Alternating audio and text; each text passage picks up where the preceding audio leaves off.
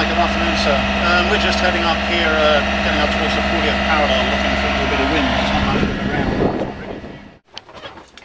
What's going on today, Bob? What's going on today?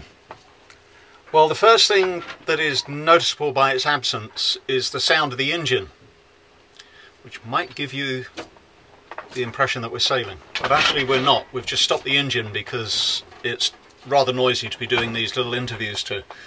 So, we have been motoring. We've actually motored something like 16 hours since I spoke to you yesterday.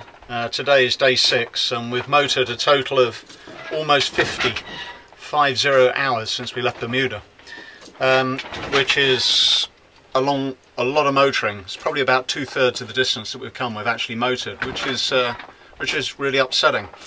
We're across the 38th parallel going north, and we're heading actually up to the 40th parallel, but between the 38th and the 40th most of the guidebooks will tell you that that's where you'll find the weather, and it will be in the west, and it's certainly what the pilot charts etc tell you. Well, guess what? There ain't none. There ain't no weather apart from very, very calm weather. However, the barometer has fallen just a smidgen, and that's the first time it's fallen or it's moved in any direction since we left Bermuda. Not to say there's no weather at all, because actually at about just before 3 o'clock this morning, Nikki was down below. I was snoozing gently in the cockpit off and on, and we were just suddenly hit by an almighty squall. Probably winds of about 40 knots plus, I would have thought. The first that you knew of it was that it just started pitter-patting with rain, and then 30 seconds, 45 seconds later it douched down with rain, and probably 60 seconds behind that was a huge gust of wind, and then some pretty constant wind. It heeled the boat right over, so we had pretty much all of the sail up. So we very quickly dumped the pressure out of the sail. Nikki came up from below, dumped the mainsail, wound in a bunch of the headsail, virtually all of it. And it was quite dynamic for a short period of time, but it was quite dynamic. It came with thunder, it came with lightning, quite a lot of lightning, big black cloud in the dark overhead us, and I think the squall just went absolutely over the top of us. So probably about an hour and a half later we were hit by another one, and it was the same pattern, not as strong, but this time we didn't have so much sail up, and I very, very quickly hove the boat to, just tacked her, left the head sail backed, and then as the wind pressure increased, just ground in the head sail down to quite a small patch of head sail there, and that actually worked like a charm. The boat was very tranquil, she wasn't heeled over excessively at all, and after about 4 or 5 minutes the squall passed us and it dried up, and we were able to just tack her back round using the engine, just to cheat, just tacked her back over and continued sailing really. Pulled the head sail out again, continued sailing. At that stage we were sailing, not very fast, but we were sailing. But then come first light the wind had gone completely, so we started the engine again. Very tedious, very monotonous.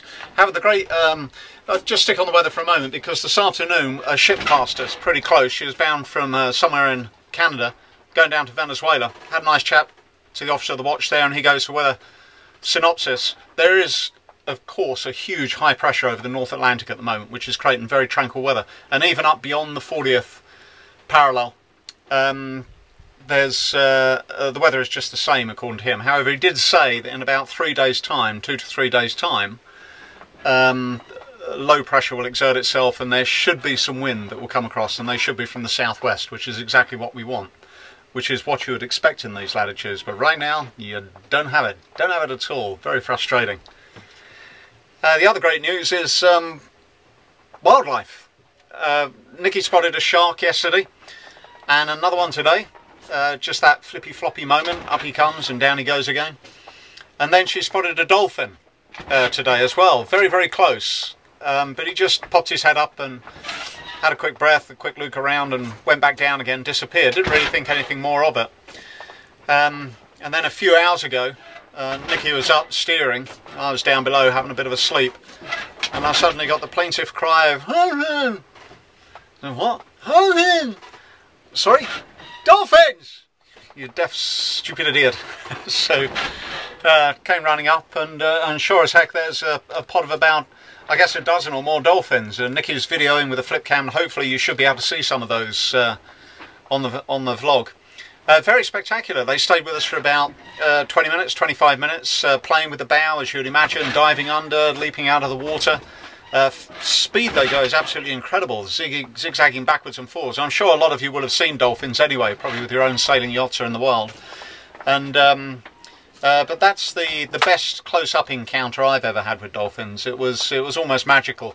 It was almost worth enduring the flat calm of the tranquil sea to witness that. It was a very special moment. So captured it on video, and I've seen the video playback, and it looks pretty good. And then finally, I guess we've seen a bunch of Portuguese man of war jellyfish as well.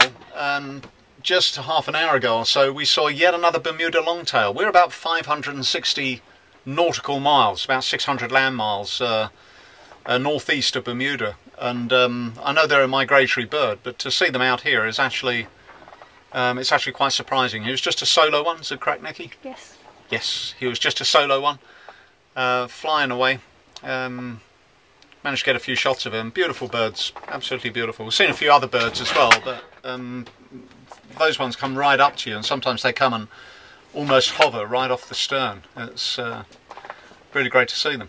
So there you go, 560 miles northeast of Bermuda. Just crossed the New England seamounts, these big mountains that sort of stand up from the bed of the ocean.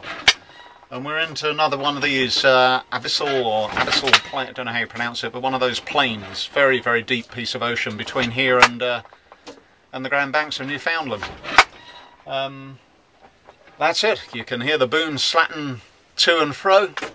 We're frustrated, but that's ocean sailing. See you later.